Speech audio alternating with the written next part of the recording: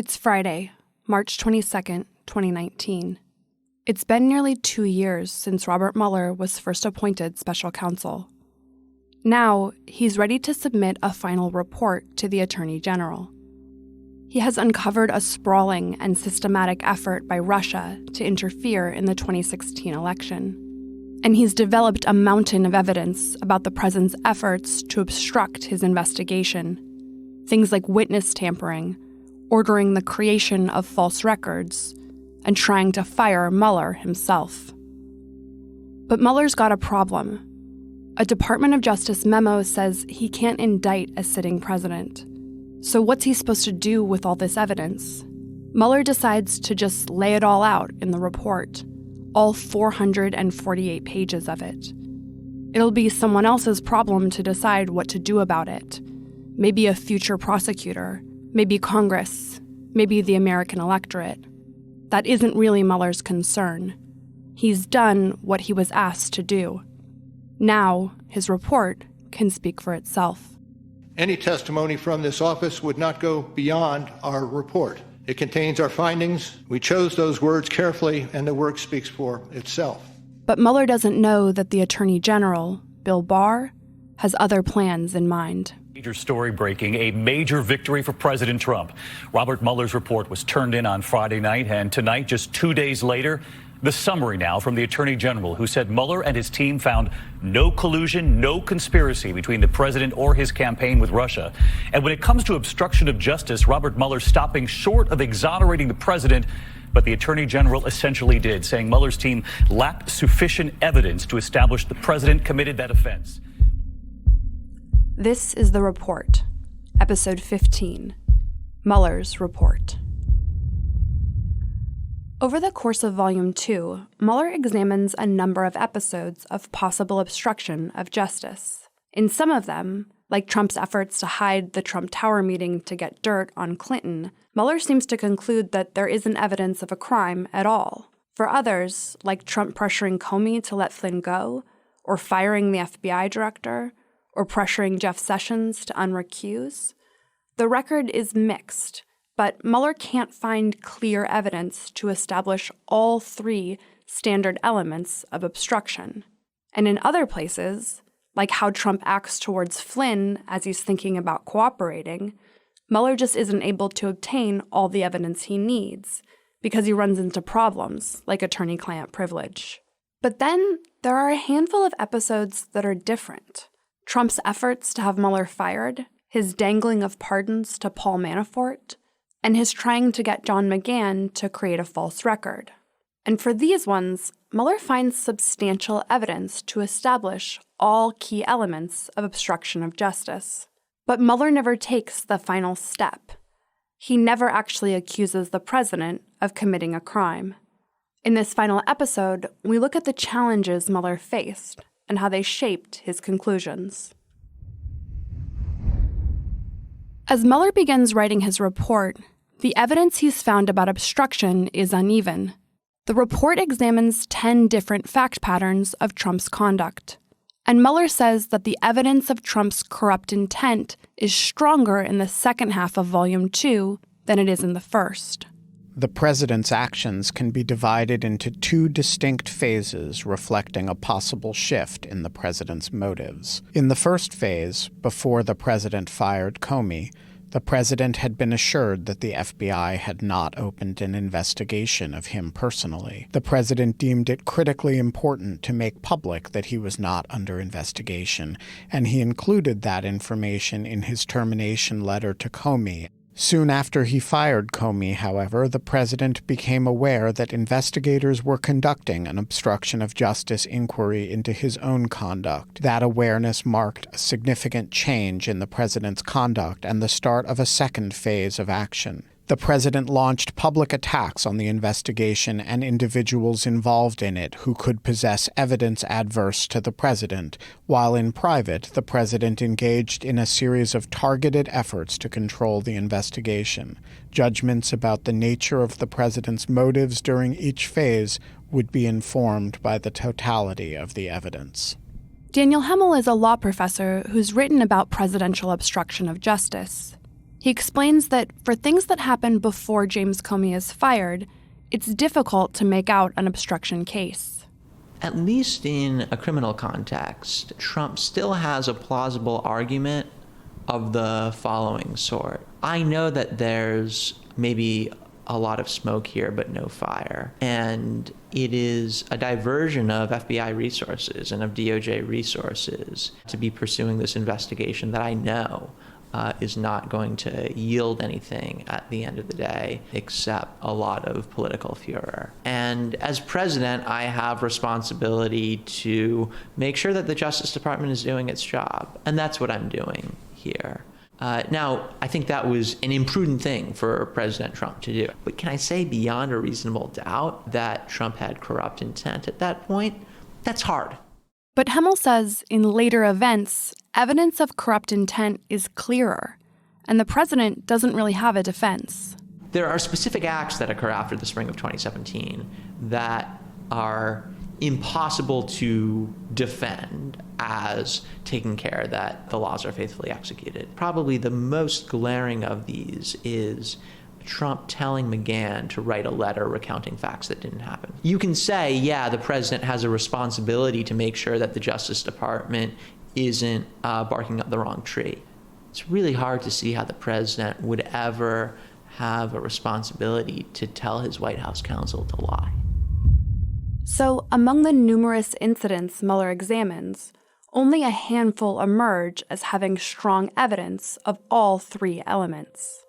But even among some of these, Mueller acknowledges that Trump wasn't necessarily successful in his obstruction. The president's efforts to influence the investigation were mostly unsuccessful, but that is largely because the persons who surrounded the president declined to carry out orders or accede to his requests.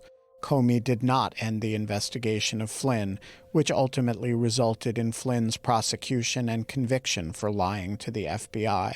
McGahn did not tell the acting attorney general that the special counsel must be removed, but was instead prepared to resign over the president's order. Lewandowski and Dearborn did not deliver the president's message to Sessions that he should confine the Russia investigation to future election meddling only, and McGahn refused to recede from his recollections about events surrounding the president's direction to have the special counsel removed, despite the president's multiple demands that he do so. Is the president really saved by people not listening to him? Here's former U.S. Attorney Chuck Rosenberg.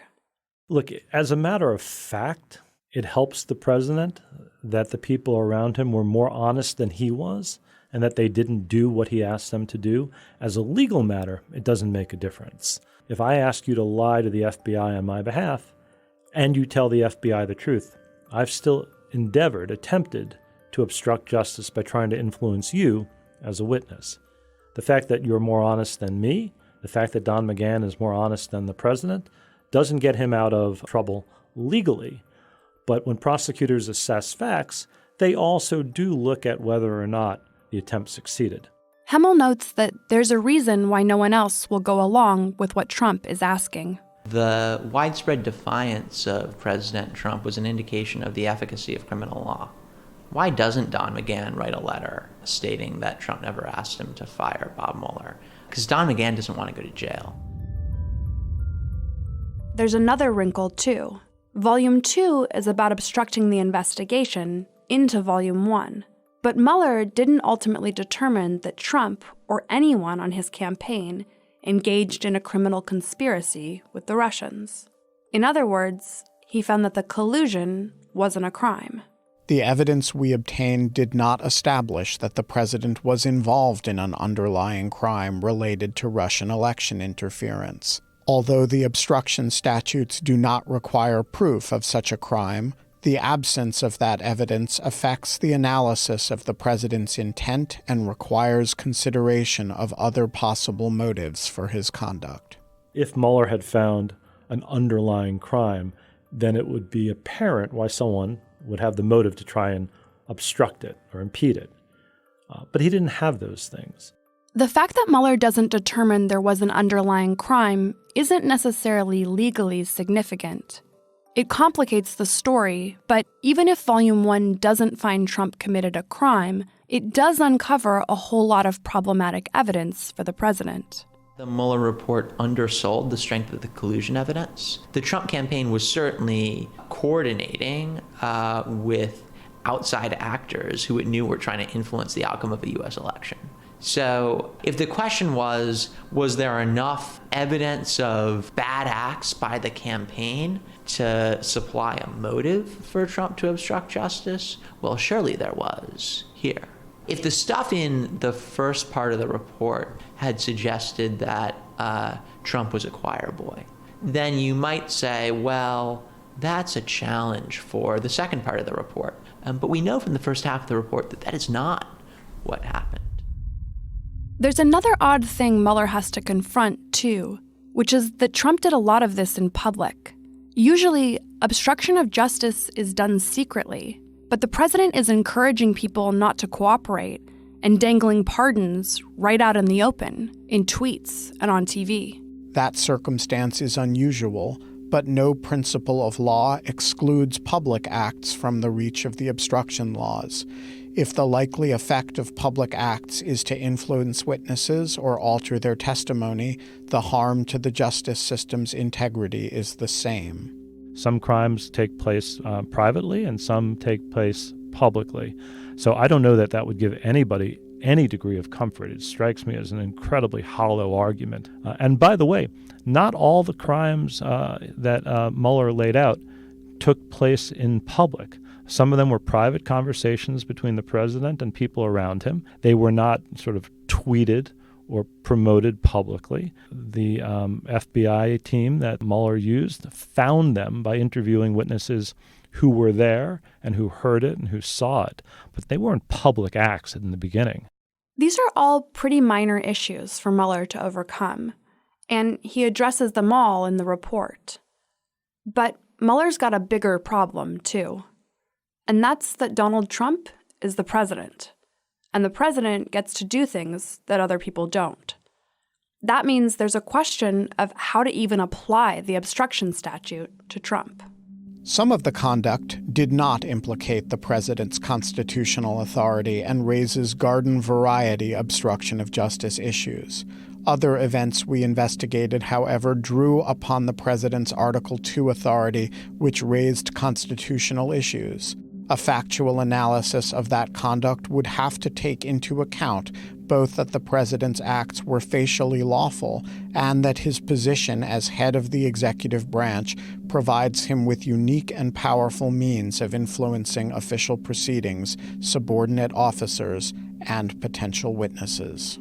Here's Harvard Law professor Jack Goldsmith. The real question here is whether the statute as it currently is written applies to the president. Because the statute doesn't, by its terms, apply to the president, and there's a rule in the executive branch that says that statutes that burden Article II powers of the president do not apply to the president unless Congress expressly extends that statute to the executive. There's not much of any legal independence of the Justice Department from the president. There's a lot of independence in practice, but it's all governed by norms. But every president since Watergate until Trump has basically respected the norm that when there is an ongoing investigation of the White House, at least the president doesn't overtly attack it. We usually think of law enforcement independence as being safeguarded by presidents who don't want to test the limits, not by clear laws saying what he can and can't do.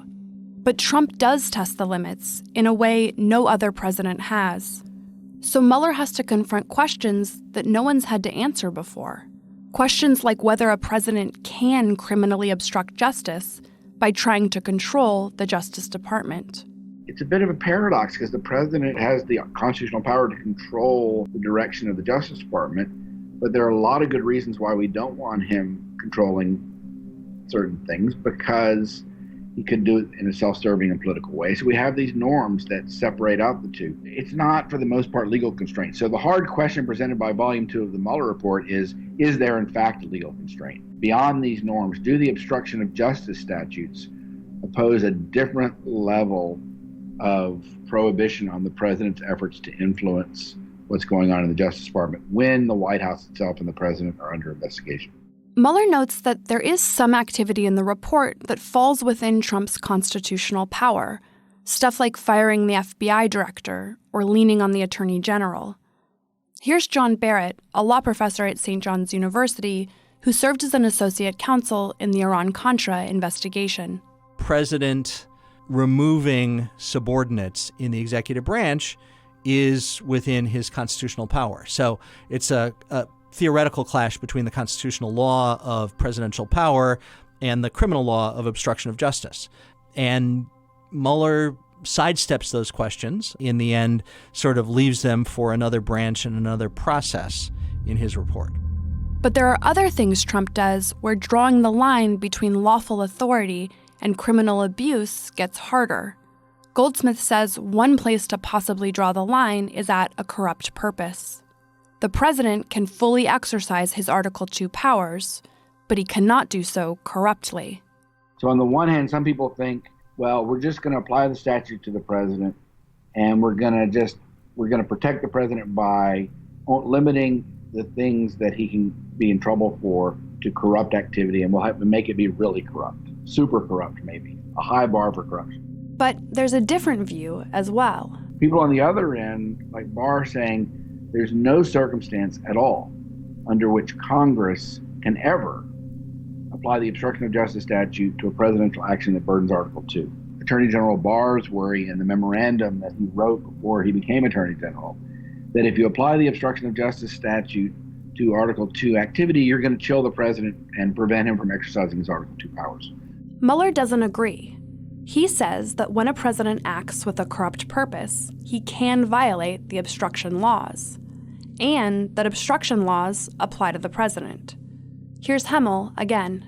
He said, look, there are all sorts of times when what you are doing would be lawful, but for the fact that you intended to obstruct an investigation. And the president's power under Article II is limited by the take care clause. He needs to take care that the laws are faithfully executed. And if what he's doing is something other than that, if what he's doing is protecting himself or protecting his close associates or protecting his son, then what he's doing is not authorized by Article II. And Mueller is basically saying, look, there's not an overlap. Right? Because if what you're doing is corruptly interfering with an investigation, well, then you're not taking care that the laws are faithfully executed. Right? Then you're not within your Article II powers. And Mueller is clear that there's also stuff in Volume 2 that doesn't have anything to do with the president's constitutional powers. Here's Paul Rosenzweig, who served under Whitewater independent counsel Ken Starr.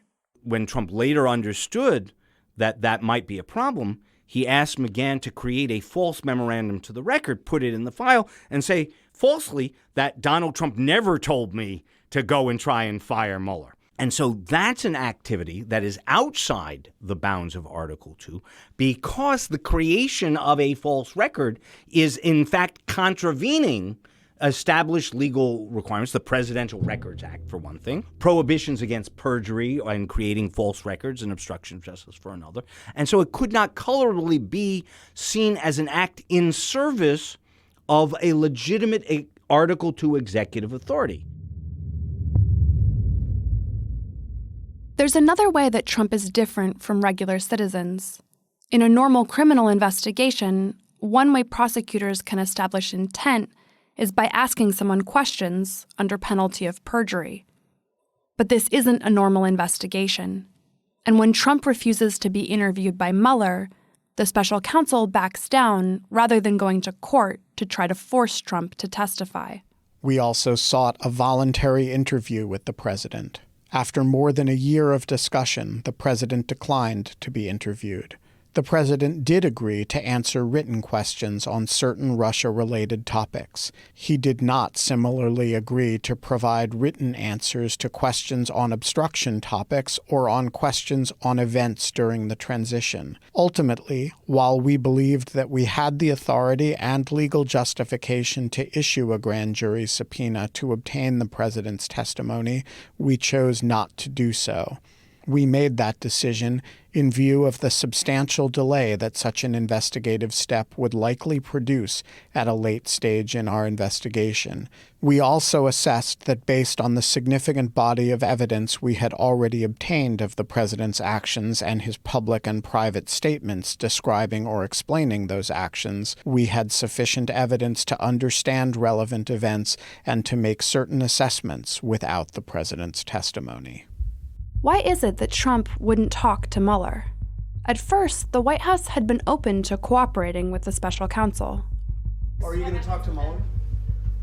I'm looking forward to it, actually. You want to? Do you have a date set? Here's the story, just Do you have so a date set, There's Mr. been President? no collusion whatsoever, but I would love to do that, and I'd like to do it as soon as possible. When will you Good do luck, it, Mr. everybody. President? Do you have a date? But as the president's troubles deepen, the strategy changes. Here's Mike Schmidt of the New York Times. Emmett Flood replaces Ty Cobb as the in-house White House lawyer. The cooperation is over, and we've given you more than enough, and the effort is put into place to stop Trump from having to interview. And what can they do to head that off? Because there was a feeling amongst the president's personal lawyers that if the president was interviewed, that could very easily increase his legal exposure, and Trump ultimately avoids having to answer questions. So that was a significant turning point for the president. Trump refusing to talk to Mueller causes real problems for the special counsel. Those written answers to written questions that the president provided weren't a real substitute for an interview. Sure, the president answered some of the questions about Russia and the election, but he didn't answer all of them. And he wouldn't answer any questions about obstruction. And there was no opportunity for follow-up questions. In December 2018, we informed counsel of the insufficiency of those responses in several respects. We noted, among other things, that the president stated on more than 30 occasions that he does not recall or remember information called for by the questions. Other answers were incomplete or imprecise. Mueller says the written answers aren't enough and asks again for an interview, but Trump refuses. Getting testimony or an interview or answers from a president is very high stakes and very complicated. It hasn't arisen very much. We're talking negotiation through attorneys and very gentle requests to impose on the time of the person who's got the toughest job on the planet. And when Trump was not agreeing to do an interview, they let it go. In the interest of expedition, in respect for his office, and or because in the end they concluded that it would be cumulative and they had enough for where they were. It's a complex judgment. I think from the outside it's hard to strongly second guess it, but obviously it meant that the record from President Trump is much less than theoretically it could be. It's a problem that Trump won't give Mueller an interview. But the special counsel says Trump's intent, at least in some places, is clear from his public statements and overall pattern of activity. After all, President Trump isn't really someone who hides his feelings. But the entire thing has been a witch hunt. Robert Mueller should have never been chosen. I think it was disgraceful. Disgraceful. Look, it's just a continuation of the witch hunt. It's the worst witch hunt in political history. It's the single greatest witch hunt in American history, probably in history, but in American history. That's something that Nazi Germany would have done and did do. Having assembled all the evidence he could, and having addressed the various hurdles along the way, Mueller now confronts the biggest problem of all. Back in 1973, during Watergate, the Department of Justice Office of Legal Counsel adopted a legal position that a sitting president cannot be indicted. A 1973 Justice Department memo that looked at criminal prosecutions of the highest office holders was clear. There is no express provision in the Constitution that immunizes a president, but an indictment would interfere with the president's unique official duties, most of which cannot be performed by someone else. And constitutionally, only Congress should be accorded the power to interrupt the presidency. The Office of Legal Counsel has issued an opinion finding that, quote, the indictment or criminal prosecution of a sitting president would impermissibly undermine the capacity of the executive branch to perform its constitutionally assigned functions, unquote, in violation of the constitutional separation of powers. This office accepted OLC's legal conclusion for the purpose of exercising prosecutorial jurisdiction. So Mueller never intended to indict the president on obstruction of justice charges. He considered himself bound by the OLC memo's conclusion. Here's John Barrett. I think a lot of discussion on the outside should have understood that that was etched in stone. That's like the words that are chiseled over the Department of Justice throughout the Mueller investigation. And he wasn't going to, challenge that or override that. Those are fundamental parts of the policy that he, as a special counsel, was constrained to follow. Not all experts agree with the OLC's determination that the president cannot be indicted. Here's Rosenzweig again.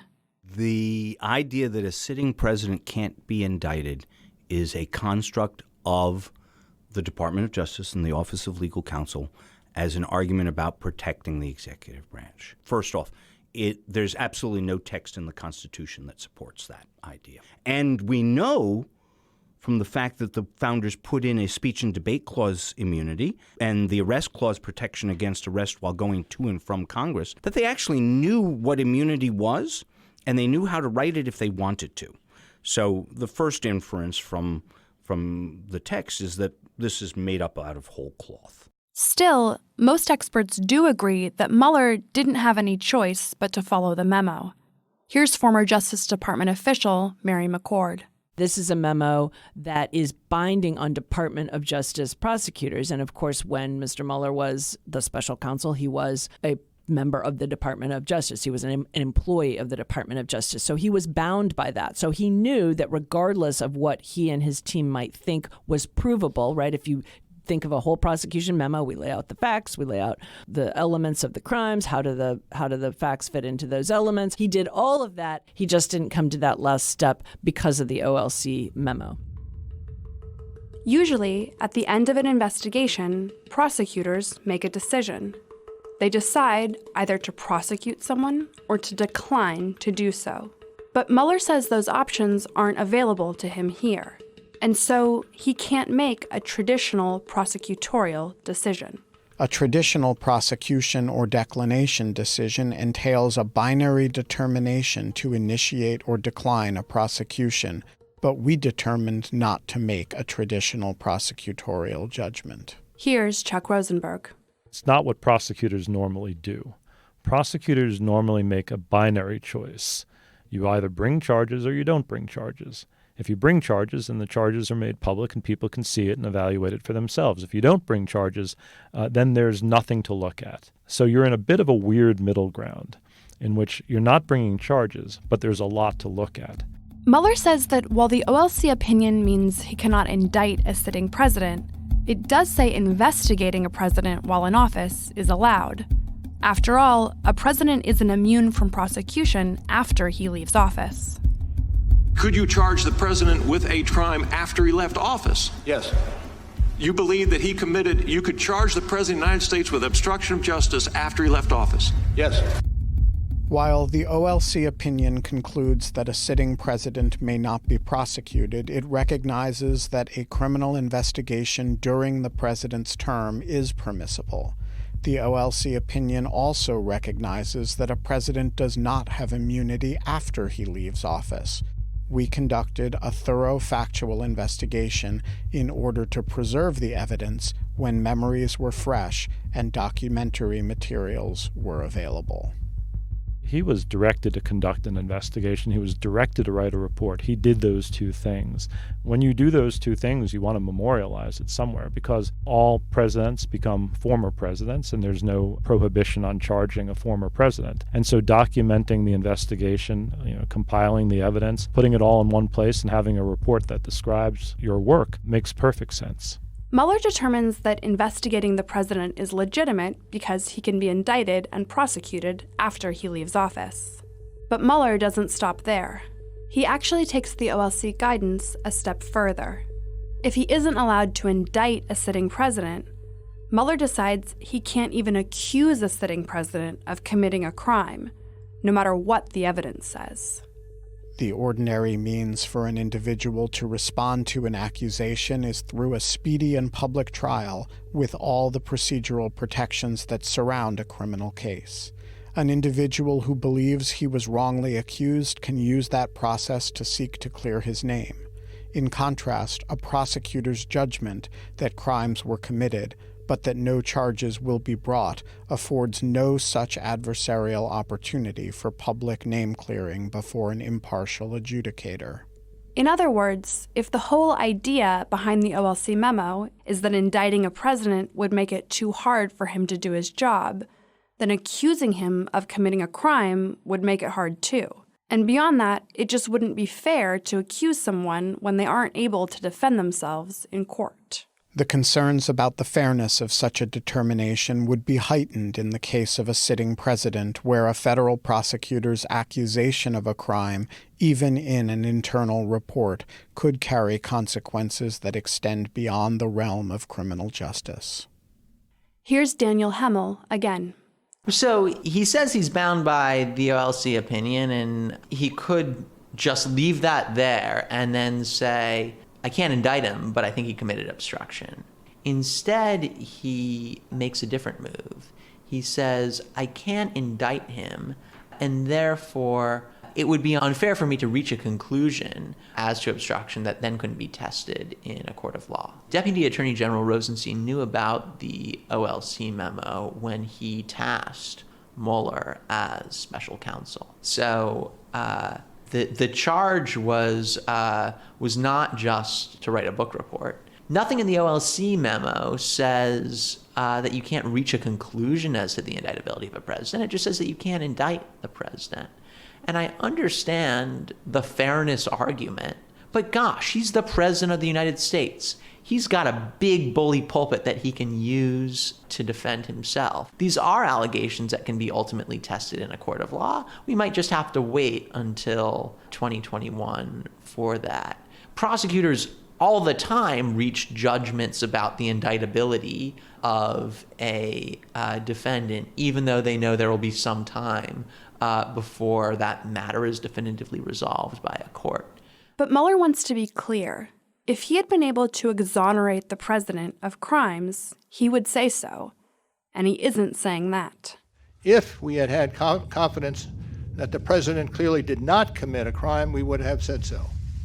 The evidence we obtained about the president's actions and intent presents difficult issues that prevent us from conclusively determining that no criminal conduct occurred. Accordingly, while this report does not conclude that the president committed a crime, it also does not exonerate him. Mary McCord says it's not all that difficult to read between the lines of what Mueller is saying here. There is a lot in here that certainly paints the president in a very, very bad light. And so, to my mind, it went, to the very, very edge of going ahead and saying he committed a crime without going right over the edge and saying he committed a crime. You can read between the lines when he says substantial versus some versus being more equivocating. You can kind of tell to me which instances he and his team felt had the most significant evidence that would have supported a prosecution. Mueller has collected the evidence and assembled the record, but he won't say whether he thinks the president committed crimes. He'll only say that he doesn't think it's clear that the president is innocent. Mueller has written his report, and he's left it to some other future prosecutor to make the decision. But there's a problem that Mueller doesn't appear to have seen coming.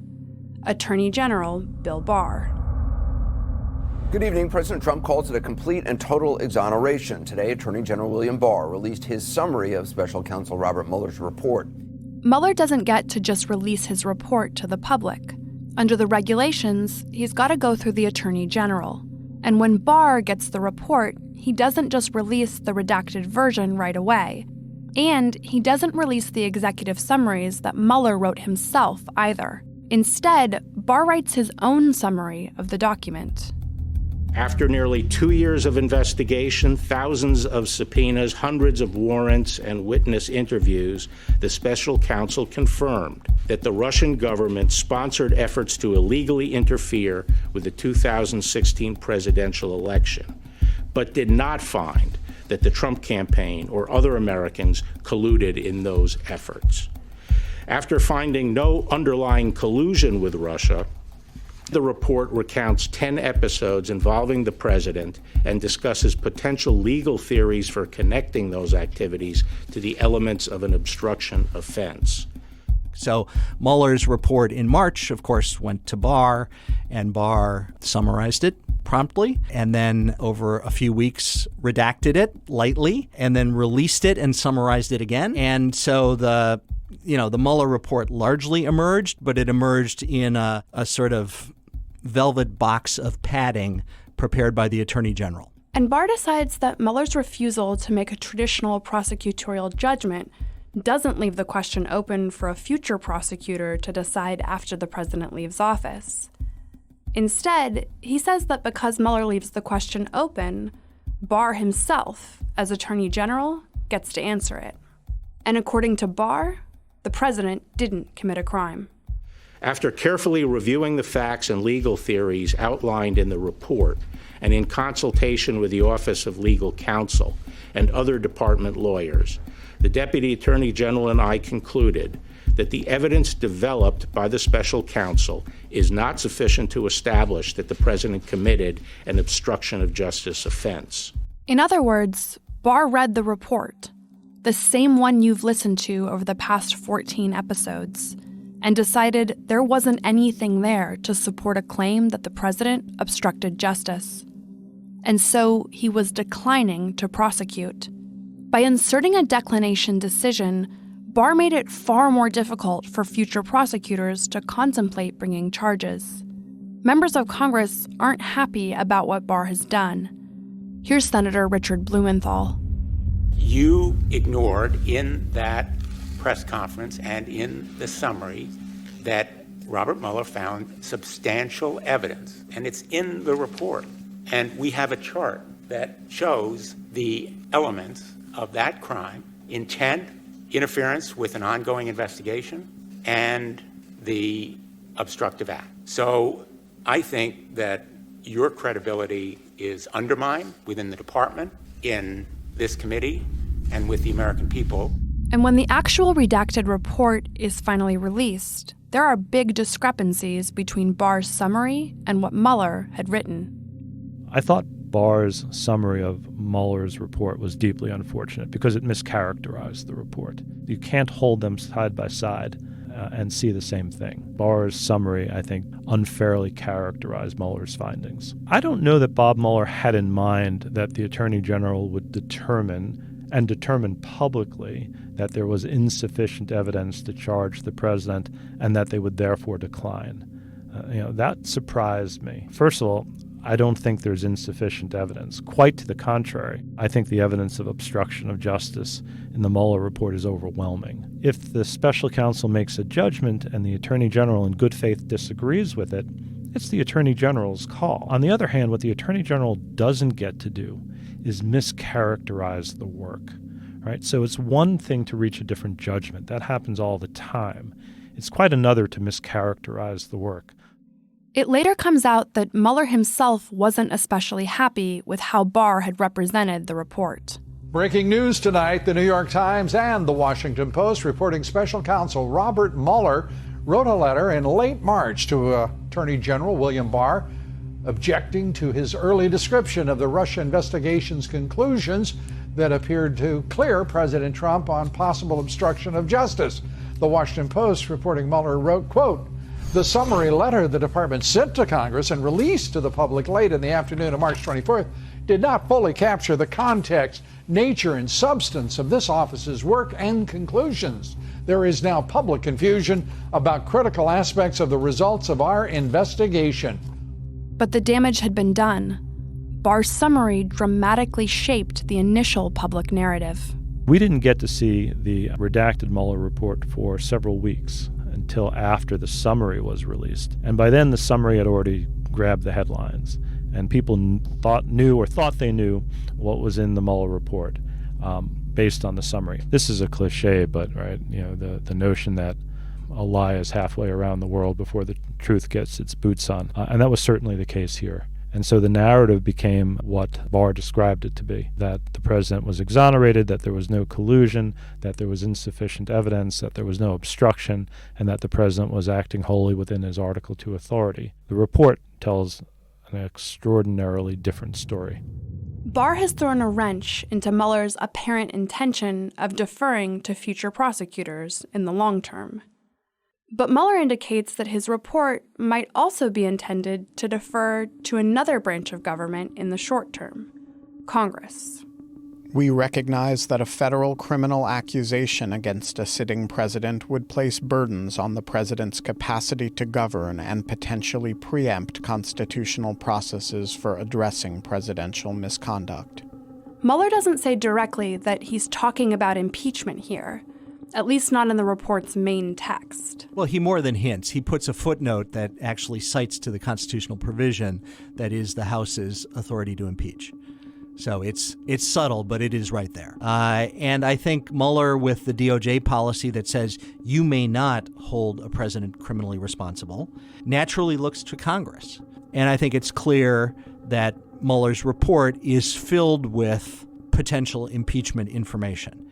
And so Mueller wrote it in a way that isn't quite a roadmap and isn't named an impeachment report, but is in that area, knowing that Barr was on the record that it would largely reach the public and thus reach the House of Representatives. It isn't entirely clear the extent to which Mueller thought of the report as a type of impeachment referral. When he's asked in congressional testimony, he refuses to answer. Chuck Rosenberg says he doesn't think Mueller views it as his job. I thought he did what he was asked to do, which was to conduct an investigation and write a report. Now, if the report is useful to Congress, so be it. I don't know this for a fact, but I don't think that Bob Mueller saw it as his job to make an impeachment referral to Congress. Rosenzweig thinks Mueller is being a little coy on the question. I think he sidles up to it without quite engaging in it fully. Clearly, he makes a number of references to Congress's independent authority to look at the same set of facts and reach its own independent conclusions. And clearly, some of the factual things that he brings forth were intended as much for that congressional audience as for an audience of fellow prosecutors or the attorney general. Yet at the same time, he's, almost too coy by half and never actually, saying, and this might be an impeachable offense, right? Doesn't like to use the I word when he testified. Whatever Mueller might have intended, ultimately, Congress gets his report. Barr's letter may warp the public narrative, but congressional Democrats think if they can get Mueller to come testify, to tell the story in televised hearings, that might break through. Breaking news out of Washington, Robert Mueller will testify about the Russia investigation. House Democrats announcing overnight they subpoenaed a resistant Special Counsel Robert Mueller. He will answer questions related to his report on Russian interference in the 2016 presidential election. I don't think the Special Counsel's office would characterize it as a friendly subpoena. He did not want to testify. Mueller made a public statement on May 29th that his more than 400-page report is his testimony. But he seems to have succumbed to pressure from House Democrats by issue of subpoena. The problem is that it turns out Mueller meant it when he said he wasn't going to go beyond the report. I'm not certain I would adopt that. Well, I can't get into it, and it's obvious, I think, that we can't get into charging decisions. Again, I'm not going to speak to that issue. Again, it's outside our ambit, and questions such as that should go to the FBI or the department. Mueller shows up and he says everyone should read his report. The press declares that the testimony has fallen flat. So look, on optics, this was a disaster. Remember, House Judiciary Committee Democrats do believe they should start impeachment. That's what Bob Mueller thought was needed to be done. He didn't do anything today to help advance that cause, and he believes that is where this should head. Rosenberg says it shouldn't have been a surprise that Mueller wouldn't give dramatic testimony. I had the privilege of working for Bob Mueller at the FBI. I mean, he is a remarkably decent, thoughtful, restrained professional. So I never thought that it was going to sort of light a fire in any way. Mueller always does things by the book. That's what he is. That's who he is. And anybody who expected other than that, I think, clearly misunderstands the man. And Hemmel says that while Barr may have shaped the initial public narrative, at the end of the day, it was Mueller's decision not to say whether Trump has broken the law. Mueller meant for this to be read as an impeachment referral. He could have gone on to Capitol Hill and said, I think that the criteria for obstruction of justice have been met here, and I don't think that the Justice Department can, under its current policies, move forward, but the ball is in Congress's court. He says a lot less than that when he goes and testifies. Barr definitely put some shade on the report in the misleading short 4-page letter that he released upon receipt of the report. But Barr's role here can't excuse Mueller of responsibility for his sort of sotto voce conclusion. And Robert Mueller had a unique opportunity to speak to Congress and the nation unmediated by Bill Barr. And he chose not to say what so many of us wanted him to say, which was, this is obstruction of justice. Mueller didn't ride in to save the day. He just did the job he was asked to do under the regulations. And he refused to answer the question that he left for Congress. But he did offer a final warning. In your investigation, did you think that this was a single attempt by the Russians to get involved in our election, or did you find evidence to suggest they'll try to do this again? No, it wasn't a single attempt. They're doing it as we sit here. And they expect to do it during the next campaign. After Mueller testifies, the president declares victory. He's gotten away with it. He survived the special counsel investigation he once thought would be the end of his presidency. No one is going to be able to hold him accountable for what he's done. So we had a very good day today, the Republican Party, our country. There was no defense to this ridiculous hoax, this witch hunt that's been going on for a long time. It's a disgrace what happened, but I think today proved a lot to everybody. And that might have been the end of the story. After Mueller's testimony, the House Judiciary Committee began a preliminary impeachment inquiry, but witnesses refused to testify, and support for an impeachment inquiry began to wane. It seemed as if the Mueller report and all that it revealed might not matter in the end. But it turns out that the very day after Mueller testified, the president, having survived the special counsel, having been declared untouchable, picked up the phone with the president of Ukraine, and he suggested that maybe the Ukrainians should help him out in the 2020 election. Tonight, an explosive allegation by a government whistleblower that the White House engaged in a cover-up by stashing records of the president's phone call with a foreign leader in a top-secret computer. The Wall Street Journal first to report that in a July phone call, Trump repeatedly pressured the president of Ukraine to investigate Joe Biden's son, asking 8 times for him to work with Rudy Giuliani on the inquiry that could damage his chief Democratic opponent. As to whether the president attempted to collude with a foreign power, this time Ukraine, to impact the 2020 election. Democrats zeroing in on the next portion of the conversation. It's a ridiculous story. It's a partisan whistleblower. And I have news for everybody. Get over it. There's going to be political influence in foreign policy. That the Trump administration's envoy to Ukraine has resigned. Therefore, today, I'm announcing the House of Representatives moving forward with an official impeachment inquiry. I'm directing our 6 committees to proceed with their investigations under that umbrella. God bless them, and God bless America. Thank you all. There is no next time on the report. We've come to the end of the story Robert Mueller tells in those 448 pages. What the Russians did to interfere in the 2016 election, who knew and who helped, and what the president did to obstruct the investigation along the way. But the ending of this story isn't Robert Mueller's to write, and it hasn't been decided yet. Mueller's work is done. He told us what happened, or at least the parts he could uncover. Now Congress and the American public have to decide. What does it mean? And is it okay? The Mueller report outlines disturbing evidence that President Trump engaged in obstruction of justice and other misconduct. And they made a decision that there was no obstruction, so that makes it a complete and total exoneration. I don't know any other way to look at it. It was a complete and total exoneration. And hopefully somebody's going to look at the other side. You might say that's all okay. You might say that's just what you need to do to win. But I don't think it's okay. I think it's immoral. I think it's unethical. I think it's unpatriotic. And yes, I think it's corrupt. And I will close by reiterating the central allegation of our indictments, that there were multiple, systematic efforts to interfere in our election. And that allegation deserves the attention of every American. Thank you. Thank you for being here today. Thank you for listening to the final chapter of The Report.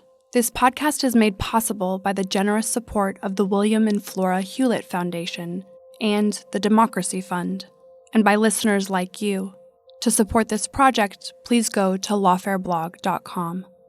The Report is a production of Lawfare and Goat Rodeo in Washington, D.C. Ian Enright is the executive producer. Production assistance from Shar Dreyer. From the Lawfare team, the project is led by executive editor Susan Hennessy. Editor-in-chief is Benjamin Wittes. Interviews conducted by managing editor Quinta Jurecic. Recordings by Michaela Fogel and Jacob Schultz. Additional assistance by Margaret Taylor and Gordon All. Special thanks to Daniel Hemmel, Chuck Rosenberg, Jack Goldsmith, John Barrett, Paul Rosenzweig, Mary McCord, Mike Schmidt, and everyone who made this podcast possible. And thank you, the listening audience. If you think this story matters, and that more Americans should understand what is in the Mueller report, please share this podcast widely and leave us a rating and review wherever you listen to podcasts. And continue following this feed for bonus episodes and additional content in the future. On behalf of Lawfare and Goat Rodeo, thanks for listening. You're listening to Goat Rodeo. Keep an ear out for us. The Report is brought to you by Goat Rodeo, a different kind of audio network, taking sound to new places for your brand, startup, or organization. To learn more, visit goatrodeo.dc.com. We're Goat Rodeo. Keep an ear out for us.